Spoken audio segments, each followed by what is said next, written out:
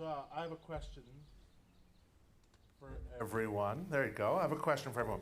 I have a question. If you're out there, and I'm going to stand here, I'm not going to go wander too far so the people streaming can still see me, specifically Rabbi Weissman's parents and my mom. So it's nice to see you all. Do you have a special talit in your life? Raise your hand if you're here in person. Do you have a special talit in your life? And really quickly, just a second or so, tell me like if there's a quick, like one sentence story. Debbie. My mother's used it, and it was her husband's. So Debbie has a talit that was her mother's that she was using, and it was her mother's husband's. So beautiful. David. Hold, you gotta speak a little bit louder.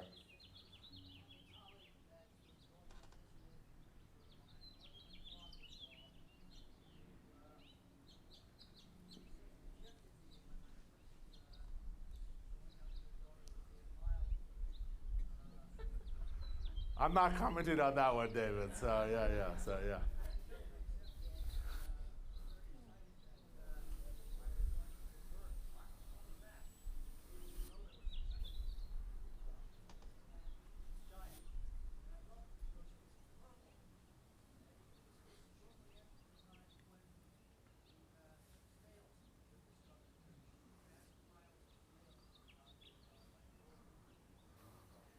Well, I'm just going to make sure everybody knows David has a beautiful talit that he got as a gift before his conversion. That was a gift from his in-laws before his conversion, and that was brought from Israel. We'll hold off on the second point because we're going to talk about that a little bit more. One or two more, Barbara, and then Doug, and then we'll continue. So.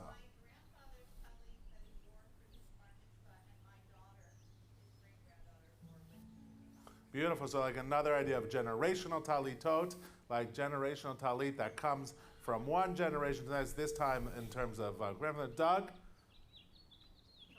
Doug is telling somebody else. Doug is delegating. So over there. So Rachel, go ahead. I have one from my bat mitzvah that matches my sister's from their bat mitzvah. And I have one made by a family friend in Israel that matches my dad's. Beautiful. So different family talitot that match other ones. Natalie, I'll give you the. We'll go. Do you have one? It's a little different. It's a talit cover. I have my father's talit cover that I carry, and I figure it must be at least 100 years old. And now it belongs to me. You could never imagine that. Beautiful. Like, who would have ever imagined that this talit cover that's over 100 years old would generation go down into you? So how beautiful. So tomorrow morning.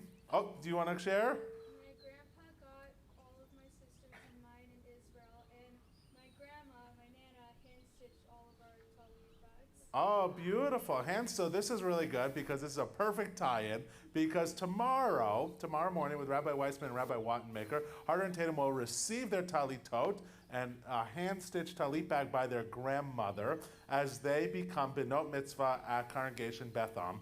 And one of the neat things, and I'm going to show a slide. If you can't see the slide, don't worry about it.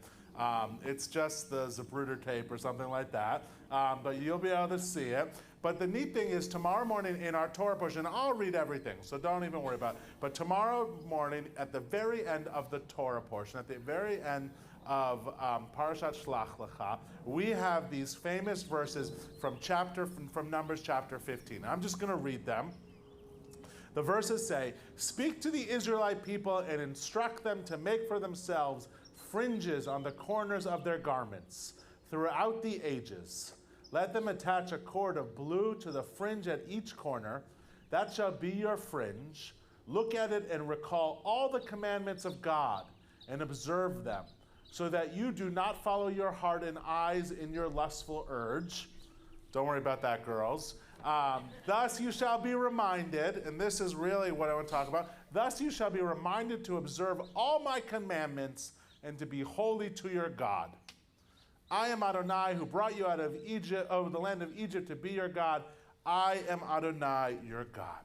So this is one of our most famous sections of Torah, and it's so famous that it became inserted into our liturgy, and it became part of the Shema and its blessings. And so this is the phrase within the Shema and the blessings that would have been said during the Shema as a reminder for this commandment of the talit that we see here in the book of Numbers. It was eliminated a long time ago from Reform Sidurim. So if you grew up in a Reform community, even Congregation Beth Am, but a Reform community, most parts across the country, you probably never said this prayer. You would have chanted this in the Torah, but you wouldn't have said the prayer as part of your liturgy because, and I'm quoting here, in 1885, the Pittsburgh Platform said this was something that was apt rather to obstruct than to further modern spiritual elevation. So the idea of the talit was removed, and kippah as well, was removed from many Reform liturgy. Raise your hand if you grew up in a Reform synagogue that if you had walked into with a talit, people would have gasped. All right, so a lot of people out there. And raise your hand if you grew up in a traditional synagogue where if you walked into Saturday morning services without a talit, people would have gasped. We're like a 50-50 community. How neat is that? So this has now become back into our Sidurim, and in Mishkan Tefillah, the Siddur that we have, there is. Sometimes we chant it on Saturdays mornings, and sometimes we don't. It's always there to be chanted. But this verse from the book of Numbers. But I just wanted to push forward just a second. So this is the blessing that you say when you cover your head with a talit, right? And the blessing goes, Baruch atah Adonai, Eloheinu melech haolam, asher kirishanu b'mitzvotav v'tzivanu lehitatev bat tzitzit. And that word tzitzit is sort of the key word. Well, they're all key words, but one of the key words for this idea, to wrap ourselves with the tzitzit. And if you look at a talit, and I'm just going to grab the one that I have here. If you look at the talit, and many people know this, the tzitzit is really just the fringes, right? It's not the garment itself.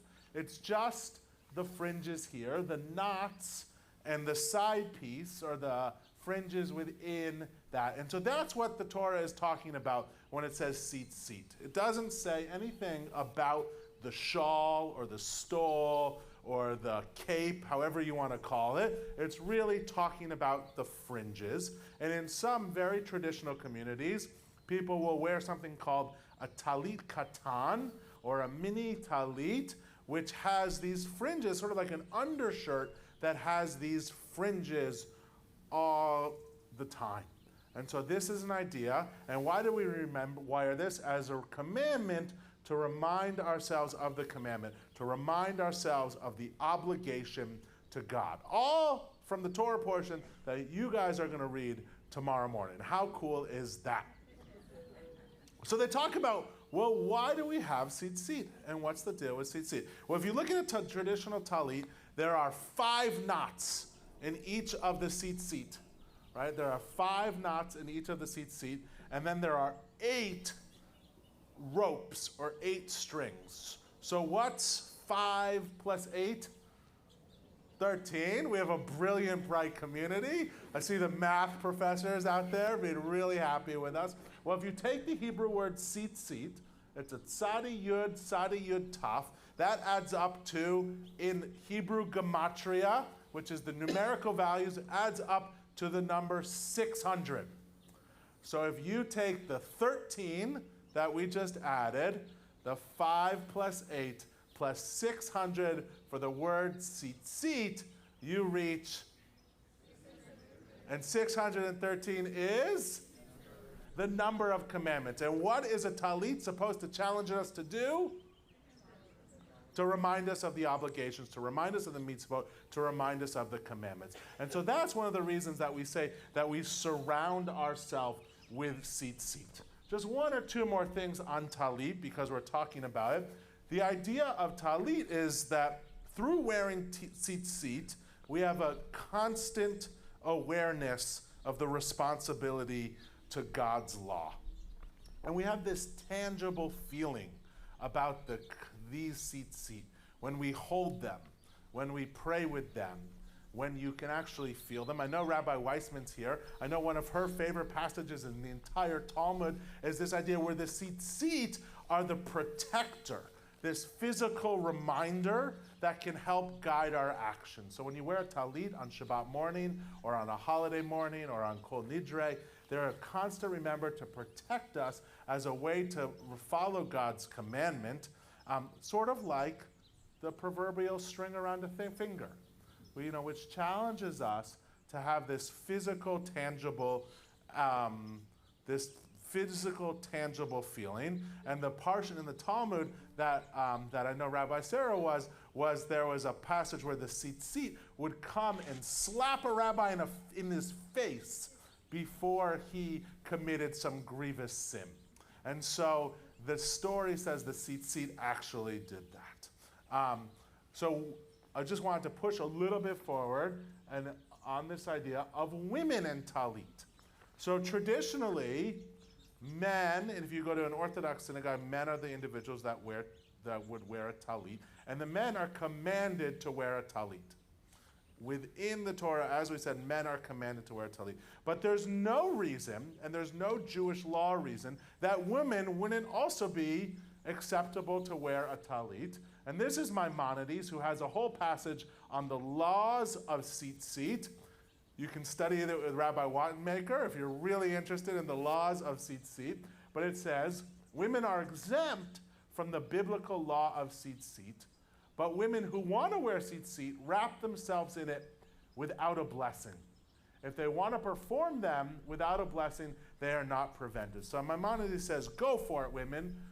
Wrap yourself in a talit, but you don't necessarily have to, but you say do without a blessing. But the next rabbis, the commentaries, Rabbeinu Tam, in around the 12th century, states that women not only have the option to wear a talit, but they can recite the blessings over positive time-bound commandments, such as wearing the tzitzit. So women that do wear a talit, like many of us do at Beth Am, or many of us do on many communities across the country and across the globe, are perfectly acceptable act, not only in Reformed Jewish tradition, but even in traditional Jewish tradition. And I know Rabbi Weissman and Cantor Spall have these beautiful Women of the Wall talitot. Rabbi Weissman's actually wearing hers right now, which are devoted to women that are a fundraiser for Women at the Wall, which they purchase. And each of the corners has the 4 mothers on here. And this is a Women at the Wall tzitzit. And women in Israel continue to be arrested for the audacity of wearing a talit. So these talitot, raise your hand if you have a Women at the Wall talit. A couple people here wear their Women at the Wall talit. Susan wears hers proudly. And so this idea of women and tzitzit. A final thing about talitot, and what you'll see here, is talits have become part of many Jewish traditions. At a wedding, it's common to wrap the couple within a talit. Sometimes the chuppah, the top of the chuppah, is a talit. At a baby naming, in the upper left, if you can't see it, it's just a beautiful photo of a baby in a talit. You can imagine how cute it is. To wrap an individual in a talit at a baby naming, and then even here on the bottom left, as sometimes people choose to be buried within their talitot. So I just love this holiday of Shabbat, where we celebrate one of our most famous and important symbols, and to know that it comes through us from the Torah until tomorrow morning, when you have the option or the commandment, depending on how you look at it, to wrap yourself in this sacred shawl, this sacred talit with the fringes, to remind us of our connection. Rabbi Lisa Grishow, who's a rabbi in Montreal, writes, we translate kanfei bigdehem, the words the corner of the garments. Kanaf actually commonly means wing, and often refers metaphorically to the wings of the divine presence, the Shekhinah. On an individual level, the experience of wearing a talit can be like being wrapped in something holy, creating a sacred space for prayer. And on the communal level, perhaps the talit can be seen as Judaism's big tent. Whether or not you wear one, there is room enough for us all. So I think this image on this Shabbat, as we come and we sit in our beautiful outdoor sanctuary, and together we get to be wrapped within a talit. So, mazel tov to you both on your Banot Mitzvah. And when you tomorrow, if you join us in person, I encourage you to grab a talit, or next time you're here on Shabbat morning, to wrap yourself and to fulfill this sacred obligation of tzitzit. If you're able